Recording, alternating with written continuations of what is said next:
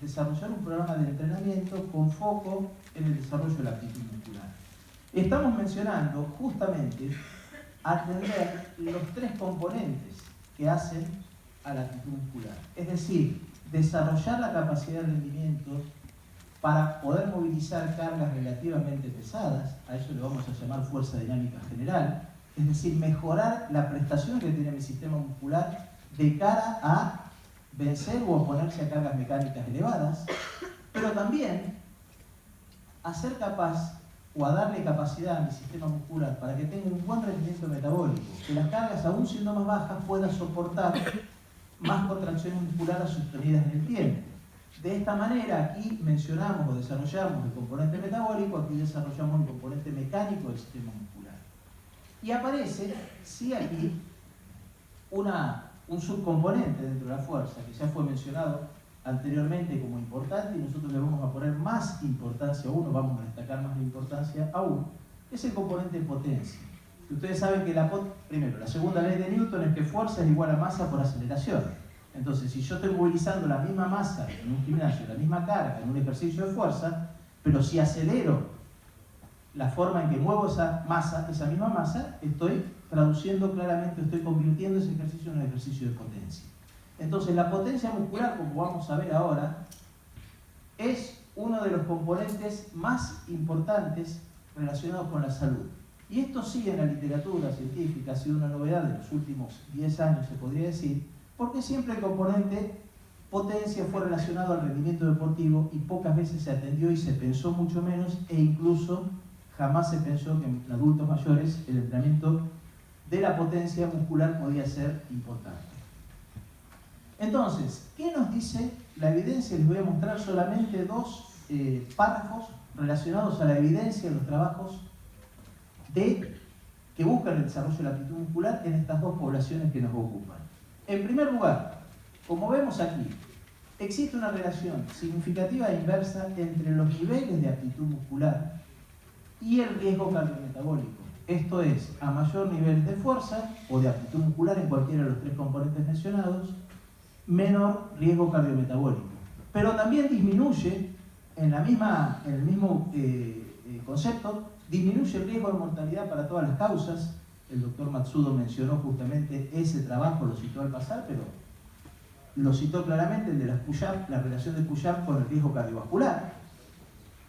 La menor ocurrencia de eventos por enfermedad cardiovascular, y esto es muy importante principalmente para esta población.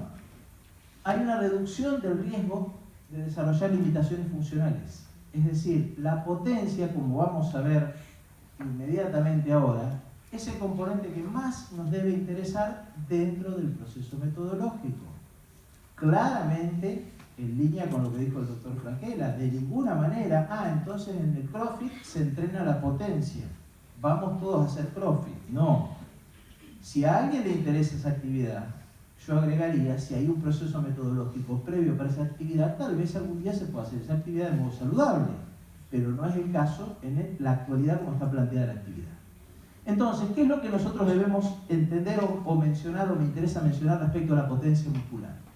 Que ambas poblaciones, ¿sí?, los jóvenes y los adultos mayores, se ven beneficiados con el entrenamiento de potencia por distintas razones muy bien documentadas por la literatura, y como ustedes pueden ver, hace muchos años estos trabajos ya se han publicado. En primer lugar, la potencia es el componente que en estas poblaciones en particular mayor deterioro tiene. Y en los niños también pasa lo mismo. Los niveles de potencia en los niños son muy bajos porque directamente no se saben mover y se tiene temor, porque claramente para trabajar bien la potencia, como para hacer cualquier ejercicio de fuerza, ¿qué necesitamos? Una adecuada ejecución técnica, como vamos a ver, que lo marcan las guías respecto a este tipo de entrenamiento. Pero fíjense este dato que me interesa muchísimo respecto a los trabajos de potencia muscular. Los trabajos de potencia muscular se centran desde el punto de vista neuromuscular en el reclutamiento y la activación de las fibras FT2, es decir, de las fibras rápidas. Y esas fibras son las que mayor resistencia a la insulina desarrollan. Entonces, cuando yo incluyo un programa de entrenamiento de la potencia, estoy desde el punto de vista de la salud incluyendo esos trabajos porque quiero incidir en la reducción de la resistencia a la insulina que ese sistema muscular tiene. Entonces, claro que es muy importante esto, sumado a que durante el envejecimiento, el llamado envejecimiento muscular no es otra cosa más que la falta de activación y de reclutamiento de esas fibras, de las fibras rápidas. Pero este es otro elemento muy importante, destacado principalmente en los trabajos de Miquel Izquierdo, en donde el autor claramente dice que es el componente, la potencia es el componente más significativo en cuanto al impacto que tiene con la capacidad funcional del adulto mayor, y es muy entrenable. Entonces, claro que no debemos tener dudas en involucrar a nuestros adultos mayores en programas de este tipo, cuando, como vamos a ver ahora, seguimos el proceso metodológico que las guías nos indican.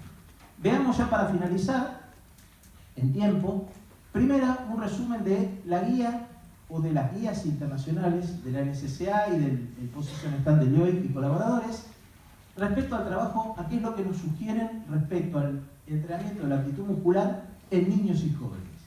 La cantidad de ejercicios, de 8 a 12, que estos sean poliarticulares, en circuito y que sean los más complejos al inicio del trabajo, esto metodológicamente cuando el sistema nervioso está más descansado.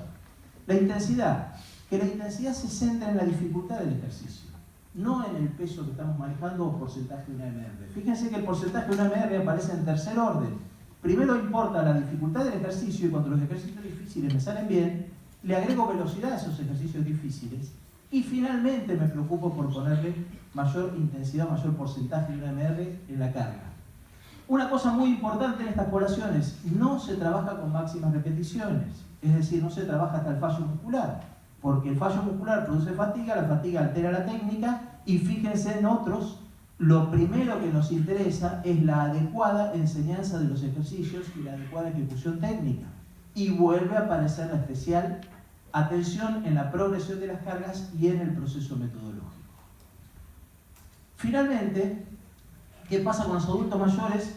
Y el último Position Stand del Colegio Americano de Medicina del Deporte del 2011, en donde nosotros vemos que controlar la técnica correcta del ejercicio es fundamental, que enseñar el uso de la respiración para eliminar la maniobra de Valsalva es fundamental, algo que se ha dejado de enseñar en los ejercicios de fuerza hace mucho tiempo. En el mejor de los casos le decimos respirar, y sí, claro, la persona va a respirar, pero en realidad hay que indicar mucho esto, porque es muy frecuente que ante una dificultad técnica uno hace una apnea para hacer el movimiento. Realmente hace apnea para poder mover la carga y hace 2 o 3 ciclos de movimiento sin ningún ciclo respiratorio que lo acompañe. La progresión metodológica debe ser diferente a lo que está aquí marcado cuando se trata de adultos mayores frágiles. Es decir, saber o recordar que los adultos mayores, esta guía en general de lo que nos habla es de los adultos mayores que no tienen ninguna otra cuestión más que son adultos mayores. No tienen ninguna fragilidad asociada a alguna enfermedad. Y finalmente, a modo de conclusión, esto lo voy a pasar rápido porque fueron las 3 cosas que ya dijimos, pero que destaco como importante, es justamente que los programas de ejercicio para la salud deben ser multicomponentes. Sin embargo, los beneficios para la salud de los ejercicios aeróbicos han sido largamente estudiados y no ha ocurrido lo mismo con los ejercicios de fuerza, entonces yo los invito a que revisemos la literatura científica respecto a estos ejercicios, que en todas las edades es importante el desarrollo de la aptitud muscular con todo lo que yo explico, como explicamos, y que las guías internacionales ¿sí? Son un adecuado valor de referencia porque son muy claras y específicas respecto al tipo de ejercicio y no hay controversias en ellas aparentes. Muchas gracias. Bueno, entonces,